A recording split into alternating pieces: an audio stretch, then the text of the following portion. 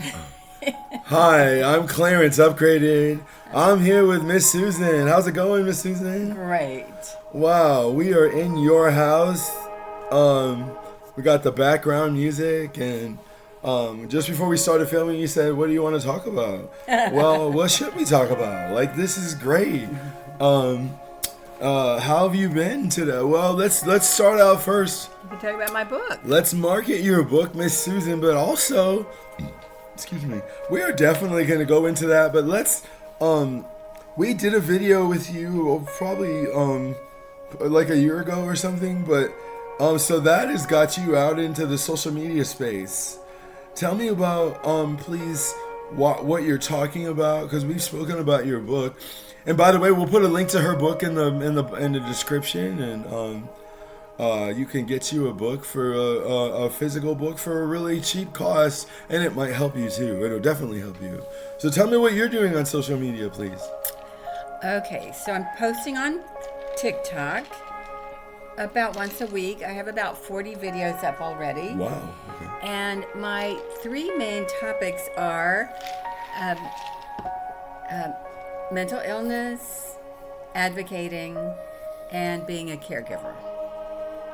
I'd like to find some clients who have a mentally ill family member or close friend and they don't know what to do. So I can help them, save them time and money as they navigate through the services available for the mentally ill. Okay. So mental illness is very serious. It's not something to avoid taking care of. I struggle with my own mental health issues, but as Miss Susan and as you and many others know, it's not the end, or it definitely doesn't need to be, it does not have to be the end. It isn't the end. Well, you're a very good example, Clarence, of Thank you. how you've made your way in the world, how you've become independent. You're working on your GED now, yay. You've got jobs lined up. You've got I have a job. Yeah. You have a job. You have the transportation system figured out. Sort of. Well, buses and bikes, Bikes, etc., etc. yeah. Yeah. So, you're kudos to you. Mental illness is not something you can look at somebody and say they're mentally ill. Not at all. Yeah. And you can't even diagnose it with a blood test. Right. So you have to go by the symptoms. So And what a doctor tells you, or yeah, you report the certainly, symptoms. They ask you yeah. the questions. And so let's bring up that, for example, when it comes to mental illness and so-called taking care of your mental health. What would you might say to Miss Susan, to someone that says, I don't want to be on medication. I don't want to take any medication. Or how about I'm not crazy. I'm good. What do you say? What is your comment if somebody says that to you? Do you think? Well, several things come to mind. If they say, I don't want to, if the doctor prescribes medication and my son, who has paranoid schizophrenia, by the way, he was diagnosed 17 years ago, and he would often tell me that the medication makes him worse. And that's a red flag. If they stop taking their medication, that's a red flag. So that's pretty serious. I would just tell him to trust the doctor and keep taking it. Otherwise, he's gonna Give it a chance. Yeah. Yeah. Otherwise, he might feel worse. Yeah. And then for people that just have a mild case of depression or a mild case of anxiety, I would tell them, there are coping mechanisms like deep breathing, like counting to 10 before you explode, like praying. There are some coping mechanisms that are natural that you can learn to do. My son recently said when he gets angry, he thinks of a song. And singing is so helpful. It just calms you down, calms me down. Right. So singing or thinking of a song is great. So there are coping mechanisms. Plus, there are several things to do to avoid overstressing yourself, like eating healthy, getting a good night's sleep, socializing with friends, taking a walk, being outside, being in nature. So it's a huge field, and there are lots of advice. There's lots of advice. All right, we got some music playing, better music.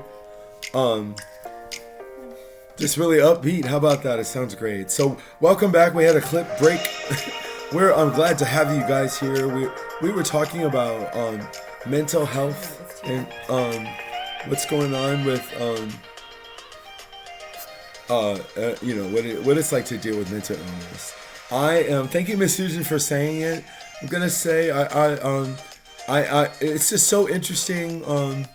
I had a video planned. Miss Susan, by the way, I had a video planned to do today, and where I'm staying at, they asked me to clean my room up, which I did, because and so that's why I thought I was gonna have to cancel, but we ended up doing it anyway.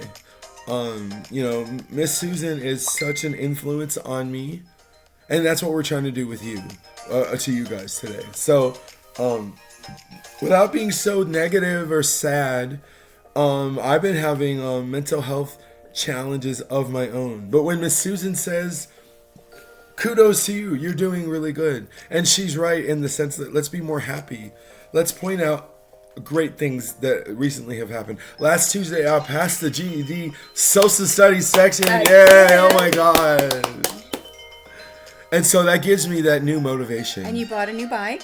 Yeah. Yesterday, about that, let's think about the bike purchase. Let's just be totally honest.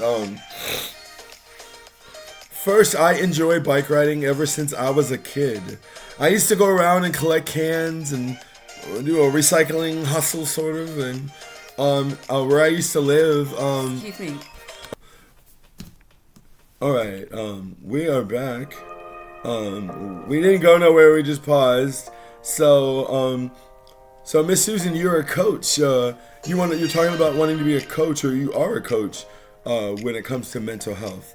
But when you had your initial encounter with David, tell me some of the organizations that you have gotten help from, or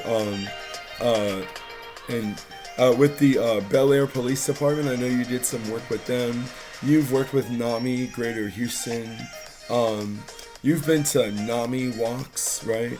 So, but we also know, and we are very present with the fact that you are David's best advocate, his only advocate. Well, not really, your husband too, but without you as an Impact family member. So let's those out of all those three things, NAMI, Bel Air Police Department, the hospitalization experience. Let's talk about real quick the part of the family involvement and how important and key that is with David. Can you turn that down a little bit more?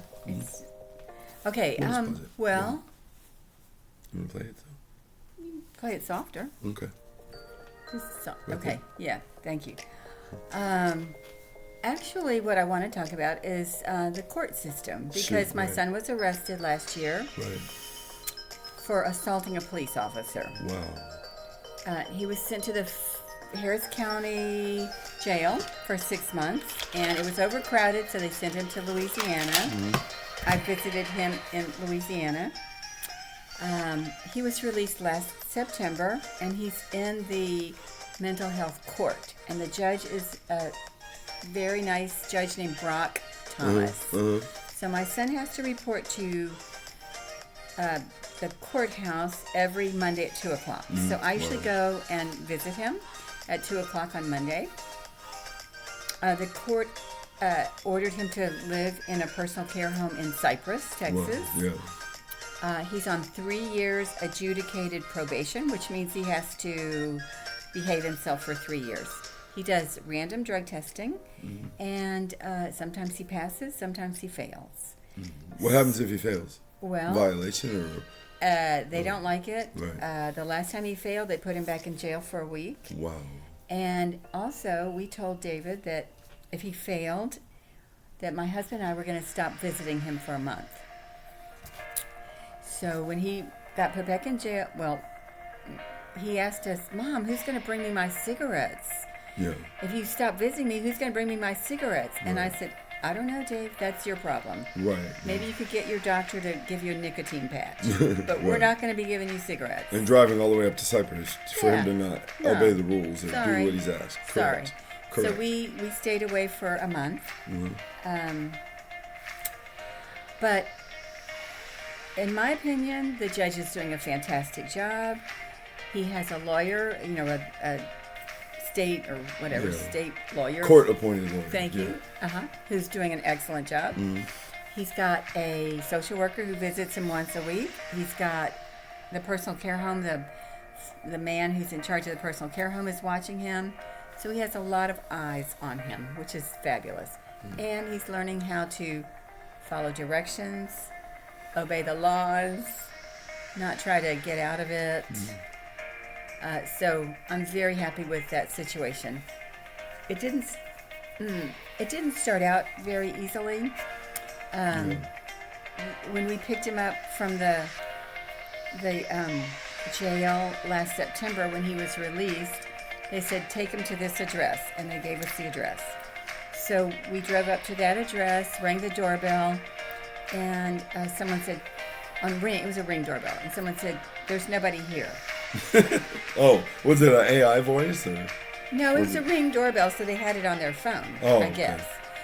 guess. But there's nobody here. And I said, well, what do we do with our son? Right. We just picked him up from jail, and we were told to bring him here. Right. And they said, well, there's nobody here. That is awful. It- That it- is very bogus. Yeah. Unacceptable. Yeah. So what'd you have to do with him that night or that day? Well, it turns out that the woman who owns that personal care home owns 20 other personal care homes. Oh, wow. And someone else had given us another address to take him to. Right. So we took him to that other address. And the woman there said, I'm sorry, he doesn't belong here. I don't have any beds for him. Oh my gosh. And so we said, How unprofessional, seriously. Absolutely. so I said, well, what are we supposed to do with him? Right. I mean, we're just his parents. We're just delivering him. Right. And they said, well, take him to the clubhouse, kind of like a clubhouse setting. Day center. or Day whatever? center. Yeah. So we took him to the day center. He had his clothes, from the jail. Yeah. Shampoo, stuff like that. So Right. he had a sack full of stuff to take with him. So we took him to the day center. We got him registered at the day. He was there. No, we dropped him off there. And they said, we'll take him back to his personal care home. And we said, okay. So we left him at the day center. But it was a big fiasco. Was it called Liberty Island? No. Or similar? No. That's well on Southwest side. I've been there before. Yeah.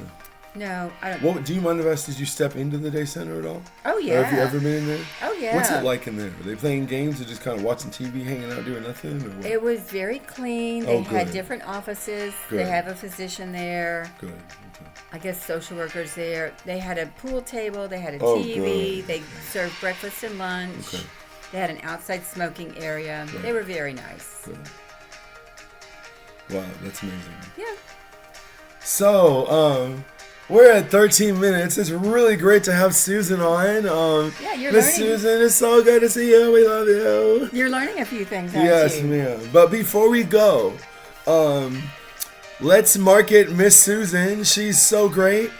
So, I'm gonna ask Miss Susan to spell out any contact information in this video, and then we'll put it in the description box, Okay. so y'all can learn about her. First, this is her book. Get you a copy. You can get it on your Kindle. You can get a printed copy. Here, turn the book around, kind of like, how about that book, right? And the best part about it is that my son David, There you go. Here, go real close. Yeah. Isn't that good? Yeah, that's Yeah. perfect. Yeah, that's good because I can see it from this side. so he called me 2 months before my book was published. Yeah. And he asked, Mom, when your book comes out, am I going to make any money? Right. And I said, well, no, Dave, because you didn't write it. He said, yeah, but Hey, that's perfect. No disrespect. He's like, wait a minute, Mom, where's my cut? he said, That's beautiful. Yeah. He said, but it's about me, isn't it? Yeah, right. I said, I'm on his side, right? I said, well, some of it's about you. And he said, Oh, Dave, I got to be able to tell him that. That was good. he said, well, is it too late to write something? I said, Oh, wow. no, it hasn't been published yet. Right. So why don't you write me a 650-word essay on what it's like to live with a mental illness? Mhm. So he called me back 2 hours later, Yeah. and he said, I have 800 words. Wow. I said, okay, why don't you come over and type it up on the computer and let me read it? Right. And he did, and it was excellent. And I Wow. sent it to my editor, and I said, please put this in my book. Uh-huh. They put the whole thing or only part of it? The whole thing. Wow. 800 words. Wow. And he wrote it up himself? No help from you or editing, I guess he did, maybe a little bit? Or you didn't have to?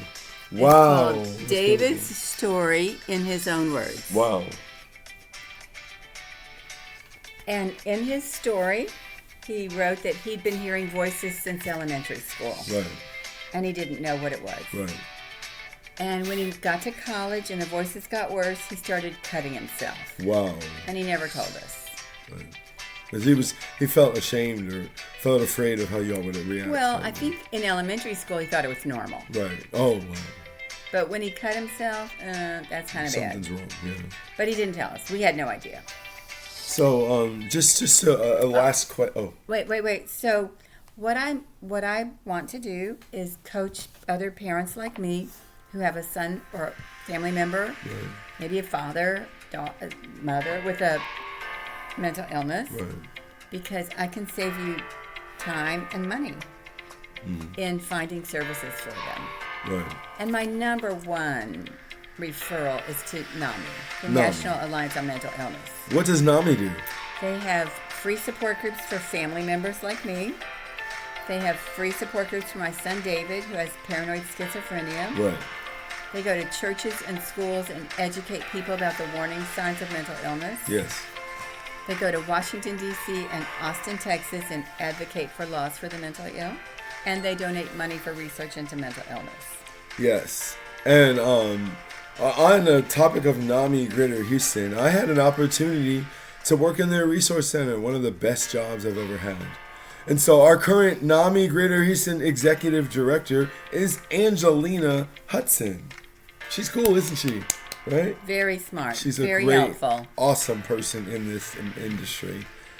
We will put information about Miss Susan's book in the description box. She mentioned that we have a clubhouse there. Many other information will be in the description box. Ways you can contact Miss Susan by email.